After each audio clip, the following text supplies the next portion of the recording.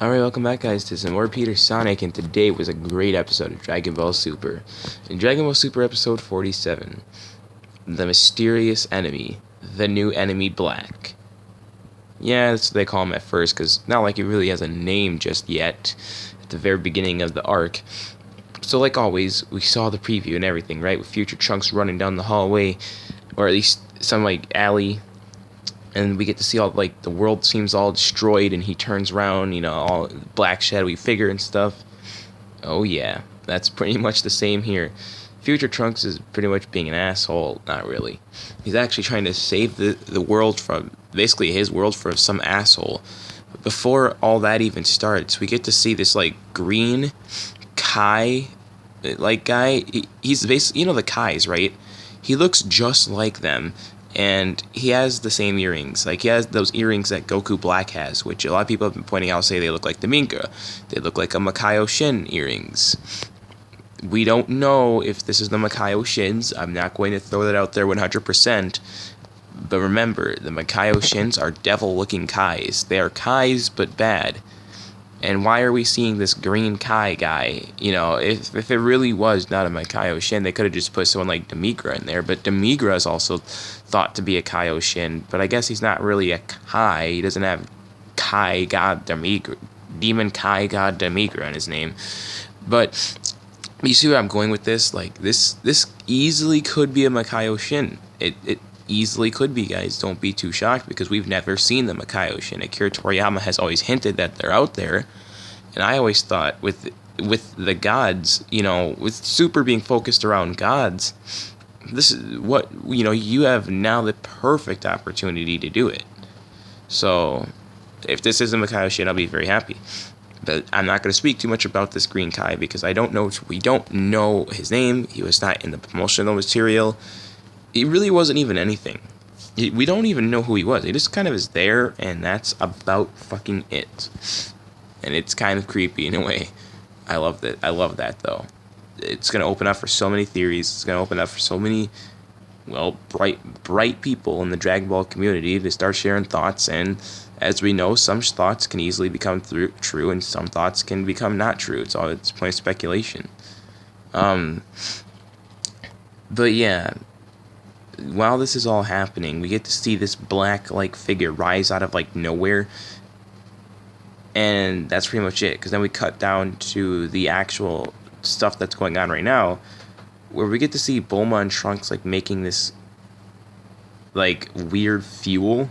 Now, see, it's a blue light chemical, and for those of you who are, I know there's a lot of people that are saying, it's probably fuel for the time machine. You're right. Now, when Bulma says that it took her a year to make this fuel, that's actually pretty interesting to note. That means this black thing, shadow, evil thing, whatever it is, that means this thing has not just been wandering around for a day. No, whatever this thing is, it's been attacking, obviously the future for a year now, or at least a year or more.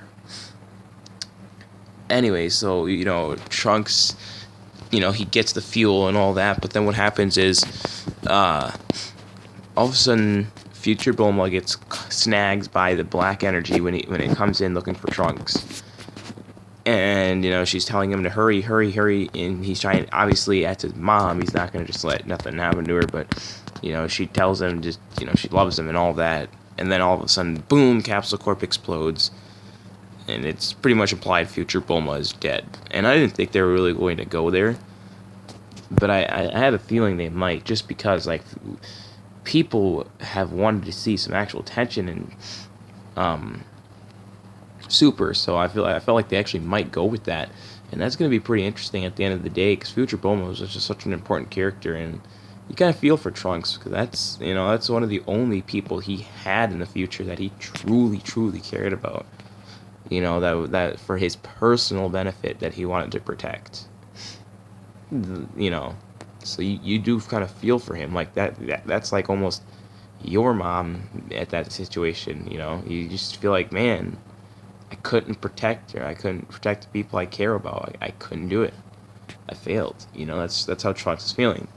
Mai obviously tries to cheer him up. Now Mai, the future is destroyed so much that they're actually eating dog and cat food. So Yeah, you see that like on most, apocalyptic shows. But Android 17 and 18 didn't really destroy the world enough to where people had to eat other resources of food. People just had to live underground. I still don't know how you really live underground, but it can happen, I guess.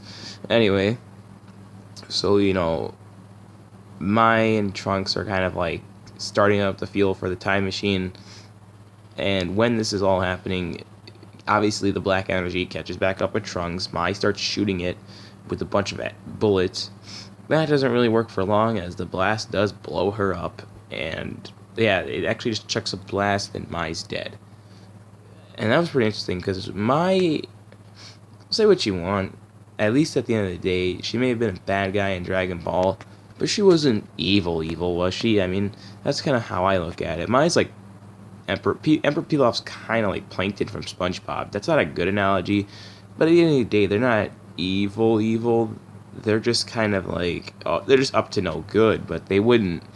I feel like at the end of the day, they're not evil beings that would ever, destroy the universe and stuff. In fact, Pilaf is one of the most least harming villains of all of Dragon Ball. He never probably will succeed. He's a running gag, pretty much. That's what makes him likable. And that's kind of where the Plankton from SpongeBob, I got it as like he's just a running gag. That's what makes him likable. It's not that you know he's going to succeed one day. It's the fact that he's never going to succeed, but no matter how many times he fails, he's going to keep trying. So at this point, it becomes a very interesting scenario when the black energy forms and the smoke clears and everything, and Trunks' face just widens as he's just shocked at what he sees, and it is Goku, who says, "Today is your last day, San." This tells me this can't be Goku. This can't be Goku. As I said before, Sans don't address each other as San. I don't know if I've ever said that before, but that was one of the things that caught my attention. Sans don't really say, you don't see Bardock going, "Yo, what's up, San?" Yeah, you get to hear them talk about their race like the pride of the Saiyans, but they don't actually start going like, Goku doesn't call Vegeta, "Hey, San." Vegeta doesn't call Goku, "Hey, San." They usually call each other by San name or San heritage, which is low class stuff, low class elite, stuff like that.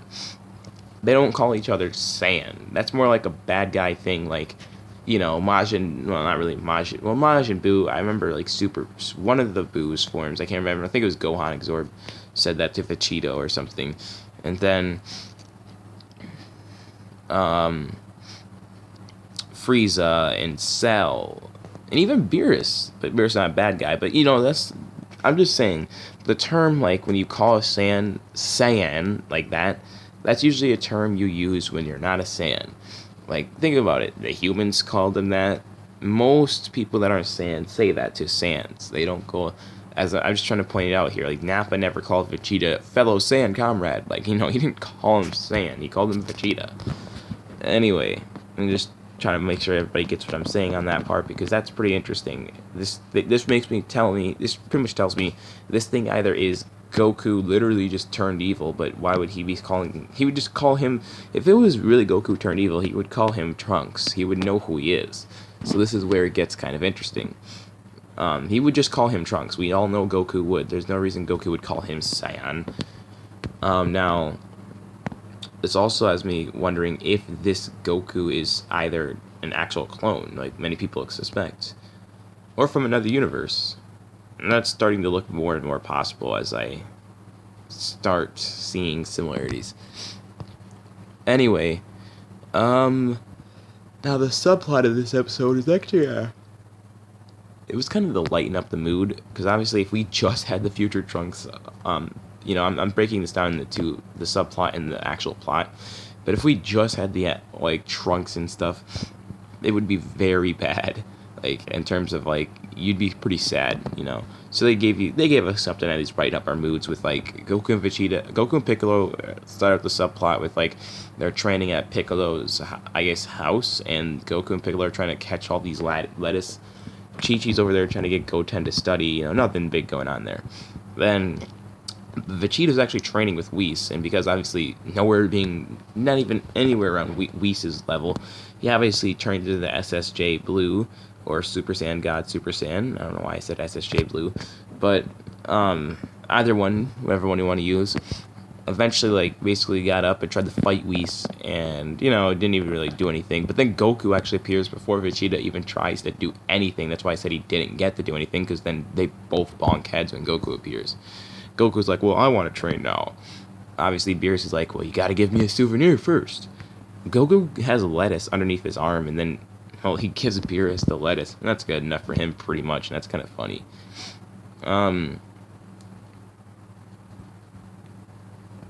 But yeah, that's almost all there really is to this episode. At the end of the day, though, I give this episode, you know what? I give it a 10 out of 10.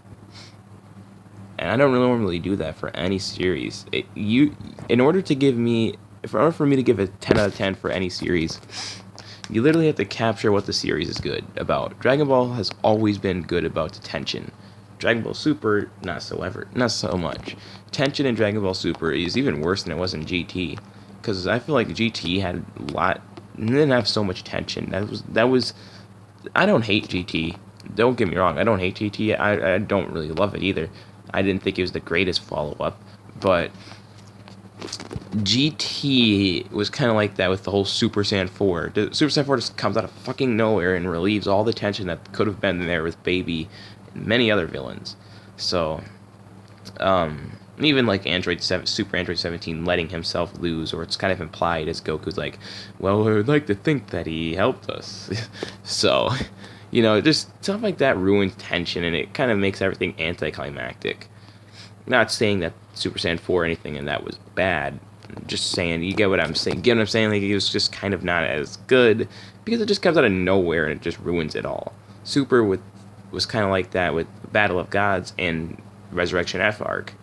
We already knew it was going to happen. We already knew there was no way Frieza was going to succeed in his revenge, at least in the sense that he thinks. He's not going to be able to kill Goku, Vegeta, and everybody else. Well, he did technically, but, you know, we already knew Whis was going to do the yada, yada, yada, turn back time. Goku comes in with the Kamehameha. I already knew that bullshit was going to happen. Battle of Gods. If you were crazy if you thought Beerus was going to actually destroy the Earth this time around, because then what was the point of the series?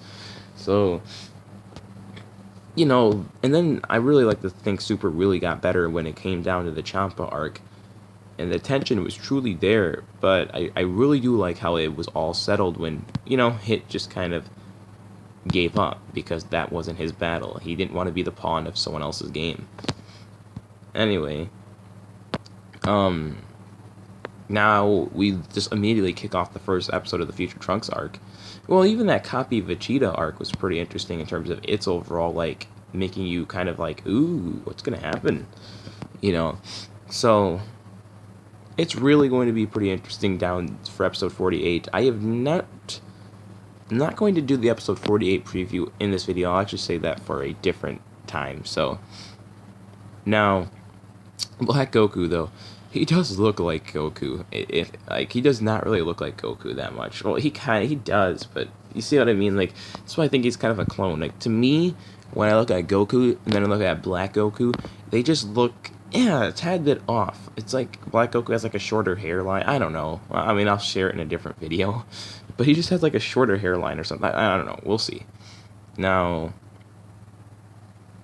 I want you guys in the comments that see this video, obviously, to leave your theories on what do you guys think Black Goku is? Who do you guys think that green Kai at the beginning of the episode was? Who do you guys think is controlling Black Goku, if he is being controlled, or is he just doing this all on his own? But at the end of the day, if you think he's doing this all on his own, I want you to also explain, if he's not a clone, where the heck did Black Goku come from? Is he from a different universe? Is he not? Where is he? We still don't know. But at the end of the day, guys, as I always say, like, comment, and subscribe. And this has been a real good episode. And I'll see you all later, and God bless you all.